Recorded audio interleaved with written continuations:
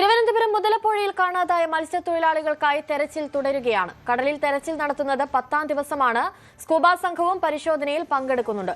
അപകടം നടക്കുന്ന അഴിമുഖം കേന്ദ്രീകരിച്ചാണ് 5-അംഗ വിദഗ്ധ സംഘത്തിന്റെ നേതൃത്വത്തിൽ പരിശോധന നടക്കുന്നത്. പുലിമുട്ടിന് നീളം വർദ്ധിപ്പിച്ച ഭാഗത്താണ് ഇനി തെരച്ചിൽ നടത്താനുള്ളത്.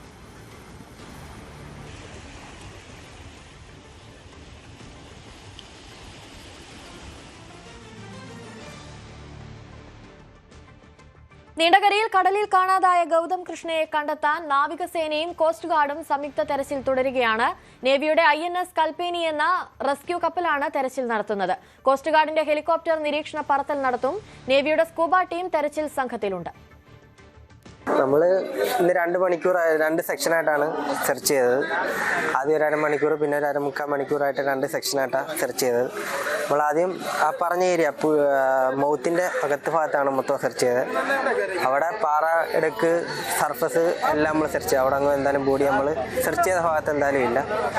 പിന്നെ നമുക്ക് മൗത്ത് ഭാഗത്തോട്ടാണ് പോകേണ്ടത്. അവിടെ എന്തായാലും നമുക്കിപ്പം തൽക്കാലത്തേക്ക് പോകാനുള്ള കണ്ടീഷനിലല്ല. നല്ല റഫാണ്, സീ നല്ല റഫാണ്. അതുപോലെ തന്നെ അവിടെ ഇപ്പോൾ ഇറങ്ങിയാൽ തന്നെ നമുക്കൊന്നും കാണാനും പറ്റില്ല. നമുക്ക് പറ്റുന്നത്ര നമ്മൾ സെർച്ച് ചെയ്തിട്ടുണ്ട്. അവിടെ ഒന്നും ബോഡിയും കാര്യങ്ങളും ഇല്ല. കടലിൽ കാണാതായ മത്സ്യത്തൊഴിലാളികളുടെ തെരച്ചിൽ വീഴ്ച ആരോപിച്ച് രാഷ്ട്രീയ വിവാദം. തെരച്ചിൽ നടത്തുന്നതിൽ സർക്കാരിന് ഗുരുതര വീഴ്ച സംഭവിച്ചുവെന്ന് പ്രതിപക്ഷം ആരോപിച്ചു. മുഖ്യമന്ത്രിയും ഫിഷറീസ് മന്ത്രിയും ദുരന്തമെന്ന് മുഹമ്മദ് റിയാസ് MLA. മുഖ്യമന്ത്രി മത്സ്യത്തൊഴിലാളികളെയും തീരദേശവാസികളെയും അപമാനിച്ചു. മുഖ്യമന്ത്രി മാപ്പ് പറയണമെന്നുമാണ് റിയാസിന്റെ പരാമർശം. കേരളത്തിൽ ഇങ്ങനെയുള്ള സംഭവങ്ങൾ ഉണ്ടാകുമ്പോൾ നിങ്ങൾ ആലോചിച്ച് നോക്കും. മന്ത്രിമാർ കേന്ദ്രീകരിക്കും, ഇടപെടും, ക്യാമ്പ് ചെയ്ത് ഏകോപിപ്പിക്കും. 10 ദിവസമായി ഫിഷറീസ് വകുപ്പ് മന്ത്രി ഇവിടെ തിരിഞ്ഞു നോക്കിയിട്ടില്ല.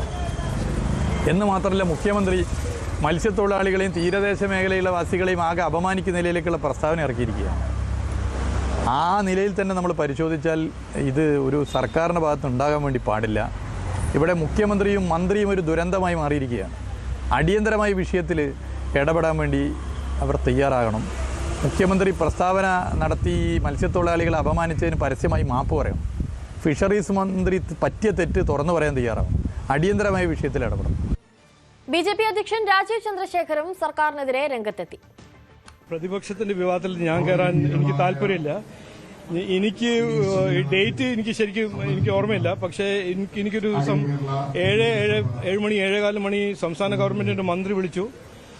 സെൻട്രൽ ഗവൺമെന്റിന് പൂർണ്ണ സഹായം വേണമെന്ന് പറഞ്ഞു. ഞാൻ അന്ന് തന്നെ ഡിഫൻസ് മിനിസ്റ്ററോടും പ്രൈം മിനിസ്റ്റർ ഓഫീസറോടും സംസാരിച്ചു. അന്ന് 12 മണി മുതൽ കോസ്റ്റ് ഗാർഡും നേവിയും കംപ്ലീറ്റ് മൊബിലൈസ് ആയി.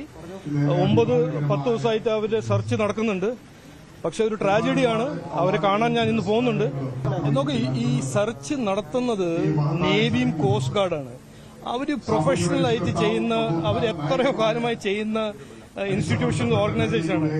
ഇതിപ്പോ സംസ്ഥാന ഗവൺമെന്റ് കോർഡിനേറ്റ് ചെയ്യുന്നില്ല എന്ന് അത് എനിക്കറിയില്ല. അതിനെക്കുറിച്ച് എനിക്കറിയില്ല. എനിക്ക് അവർ ഫോൺ ചെയ്തപ്പോൾ അന്ന് തന്നെ ഞാൻ എന്റെ ഇൻഡിവിജ്വൽ കപ്പാസിറ്റി, ഞാനൊരു മന്ത്രിയൊന്നും അല്ലല്ലോ, ഇൻഡിവിജ്വൽ കപ്പാസിറ്റി ഡിഫൻസ് മിനിസ്റ്ററോട് സംസാരിച്ചു. പ്രൈം മിനിസ്റ്ററുടെ ഓഫീസും ഹോം മിനിസ്റ്ററുടെ ഓഫീസോട് സംസാരിച്ചു. അവർ പറഞ്ഞു ഇത് പെട്ടെന്ന് ചെയ്യണം. സെൻട്രൽ ഗവൺമെന്റ് നേവിയും കോസ്റ്റ് ഗാർഡ് വഴി അത് അന്ന് തന്നെ തുടങ്ങി. എന്നാൽ ആരോപണങ്ങൾ മുഖ്യമന്ത്രി നിഷേധിച്ചു. തെരച്ചിലിൽ വീഴ്ച സംഭവിച്ചിട്ടില്ല. മുൻ സർക്കാരിന്റെ കാലത്ത് കടലിൽ കാണാതായവരുടെ എണ്ണം സൂചിപ്പിച്ചാണ് മുഖ്യമന്ത്രിയുടെ മറുപടി. വിഴിഞ്ഞത്ത് ഒരാൾ, മുതലപ്പുഴയിൽ ഒരാൾ, നീണ്ടകരയിൽ ഒരാൾ, 3 പേരെ കാണാനില്ല. 3 പേരെ കാണാനില്ല.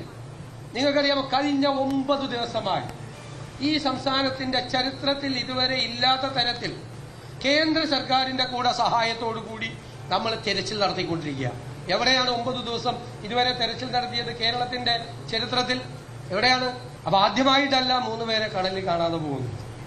അദ്ദേഹം 10 വർഷം മുഖ്യമന്ത്രിയായിരുന്നപ്പോ കാണാതെ പോയവരുടെ എണ്ണം എത്രയാണെന്നറിയാം? 148ആണ്. 148 കാണാതെ പോയവരുടെ, കടലിൽ കാണാതെ പോയവരുടെ എണ്ണം 148. അപ്പൊ അത് അല്ല, ഞാൻ പറഞ്ഞതാണ് 148 പേര് പോയിട്ടുണ്ടെന്ന്, കാണാതെ പോയിട്ടുണ്ട്. അപ്പൊ കാണാതെ പോയാൽ നമുക്ക് ചെയ്യാൻ പറ്റാവുന്നത്രയും പരമാവധി ദിവസം അവർക്ക് അന്വേഷിക്കും. ഇത്രയും ഒരു സംവിധാനം വെച്ച് ഇന്ത്യയിലെ മറ്റ് സംസ്ഥാനങ്ങളിലൊന്നും കടലിൽ കാണാതെ പോയ മത്സ്യത്തൊഴിലാളികൾക്ക് വേണ്ടി തെരച്ചിൽ നടത്തിയിട്ടില്ല.